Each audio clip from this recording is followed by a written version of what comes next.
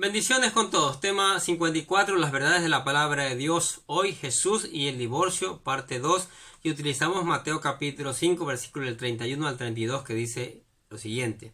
También fue dicho, cualquiera que repudia a su mujer, dele carta de divorcio. Pero yo os digo que el que repudia a su mujer, a no ser por causa de fornicación, hace que ella adultere. Y el que se casa con la repudiada, comete adulterio.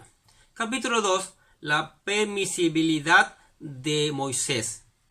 La permisibilidad de Moisés y los israelitas. Primero, Jesús estaba haciendo énfasis en lo que los escribas y fariseos habían interpretado acerca de lo que había permitido Moisés en Deuteronomio capítulo 24 del 1 al 4.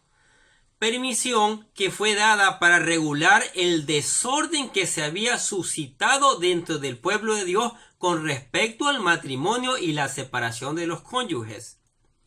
Es por esto que Jesús dice en Mateo capítulo 5 versículo 31 al 32, también fue dicho, cualquiera que repudia a su mujer, dele carta de divorcio. Pero yo os digo que el que repudia a su mujer, a no ser por causa de fornicación, hace que ella adultere. Y el que se casa con la repudiada, comete adulterio. 2. La realidad es que Moisés lo que estaba regulando en Deuteronomio 24 del 1 al 4, cuando dice, cuando alguno tomare una mujer y se casare con ella, si no le agradare por haber hallado en ella alguna cosa indecente, le escribirá carta de divorcio y se le entregare en su mano y la despidiere de su casa, y salida de su casa podría ir y casarse con otro hombre, pero si la aborreciere este último y si le escribiere carta de divorcio y se le entregare en su mano y la despidiere de su casa, o si hubiere muerto el postrero hombre que la tomó por mujer, no podrá su primer marido, que la despidió, volverla a tomar para que sea su mujer, después de que fue envilecida, porque es abominación delante de Jehová. Y no has de pervertir la tierra que Jehová tu Dios te da por heredad. Era evidentemente, ¿sí?, había que evitar que uno que repudiara a una mujer luego no quisiera buscar la manera de volver a ella después de que la envileció. Tercero, recordemos esto con claridad. Moisés no ordenó esto. Dios tampoco ordenó nada en la ley sobre esta causa de divorcio. Por la dureza del corazón del pueblo y por su práctica abominable, Moisés tuvo que poner regla a este desorden. Como hemos visto, asimismo estaban las cosas en el tiempo de Jesús, también la regulación de Moisés para divorciarse por cualquier causa, cuando de hecho hasta el día de hoy no se sabe a ciencia cierta ni siquiera a qué se refirió Moisés con decir cosa indecente. Pero el Señor Jesucristo, obviando todas las interpretaciones carnales de los escribas y los fariseos, habló claro y declaró que solo la fornicación era una causa permitida por Dios por la disolución del contrato matrimonial y la opción de un nuevo matrimonio de parte del cónyuge inocente. B. Lo dicho por Jesús y los creyentes. Primero, Jesús ahora nos quiere llevar a una medida de justicia mayor que la de los escribas y los fariseos, y nos quiere llevar a vivir una vida mirando aquello que honra a Dios y bendice al creyente. Este fue siempre el ideal de Dios, que sus hijos anduviésemos en el centro de su perfecta voluntad. 2. De hecho, al creyente que se le ruega andar en la voluntad perfecta de Dios, según expresa el apóstol Pablo en Romanos capítulo 12, versículo 1, y no en su voluntad permisiva. Es por tanto que nosotros no podemos ir más allá de lo que Dios ha establecido, ni tampoco podemos contradecir lo que Él y solo Él ha decretado para el hombre en su palabra. Tercero, la seriedad del matrimonio es algo indiscutible. Es por esta causa que todas las epístolas son claras con respecto a la orden del matrimonio y de su indisolubilidad por cualquier causa. El apóstol Pablo establece por inspiración de Dios que el matrimonio debe durar hasta que la muerte los separe.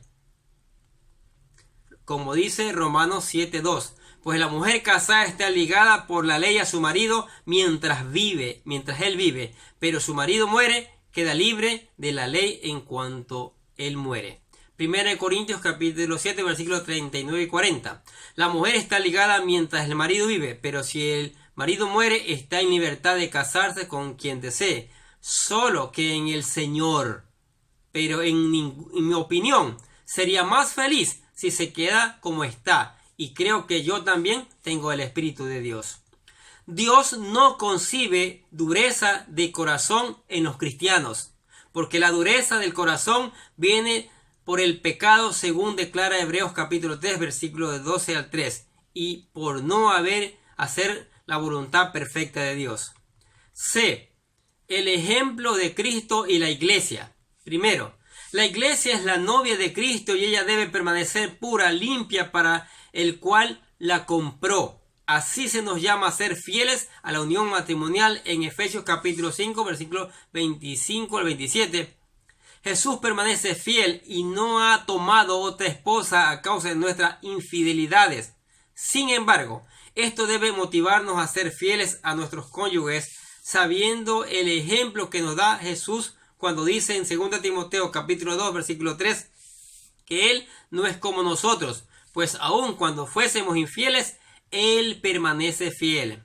Segundo, lo que queremos destacar con esto es el hecho de que todo cristiano debe ser fiel a su cónyuge y que debe amarlo, así como Cristo amó a su iglesia, y que aun cuando se presente un caso de pecado sexual, el cónyuge contra el cual se ha pecado debe buscar la manera de, con mansedumbre, de lograr el arrepentimiento de su pareja y concederle el perdón y buscar las causas por las cuales su pareja cometió tal pecado y hacer lo posible de preservar su matrimonio.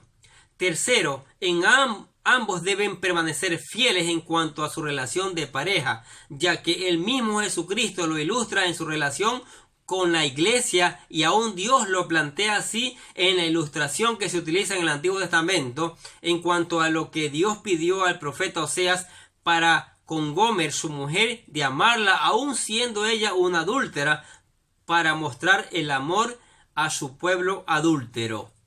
¿Qué les parece estas verdades en la palabra de Dios? Tenemos mucha información en el primer video, por eso fuimos un poquito rápido, pero mire, el divorcio supera el 50% en todo el mundo.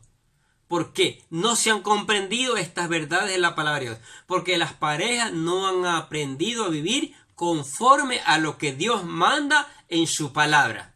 Y aún los religiosos se inventaron, como explicamos ya, se inventaron un poco de estupideces para darle carta de divorcio a la mujer, corrompiendo la palabra de Dios, corrompiendo a la familia, corrompiendo a sus hijos. ¡Qué terrible! Pero es tiempo de pedir perdón, es tiempo de arrepentirse, es tiempo de venir a la palabra de Dios, es tiempo de hacer todo como manda el Señor. Amén. Padre, damos gracias por tu palabra, Señor. Ella nos desnuda. Ella nos confronta con la realidad, mi Dios. ¿Sí? Y aquí vemos a Jesucristo dándole el mayor de los significados, porque el hombre le ha dado un significado torcido. Y damos gracias por eso. Damos gracias por el Espíritu Santo que nos da la sabiduría y el conocimiento para entender este mensaje que es para nuestras vidas, Señor. Gracias por tu misericordia. Gracias por tu amor. Gracias, Señor, por permitirnos seguir a tu lado, Señor. Te bendecimos y glorificamos tu nombre en el nombre del Señor Jesucristo. Los bendecimos a ustedes también, que se dan a la tarea de escuchar la palabra de Dios cada día. Gracias por escuchar. Y no solo escuchar, hay que poner en práctica, ¿sí? En el caso del matrimonio, hay que permanecer fiel hasta que el Señor los llame o la muerte los separe. Por ninguna otra razón. Y no se olviden de enviar este video, por favor, a otras personas que necesitan saber estas verdades de la palabra. Bendiciones para todos.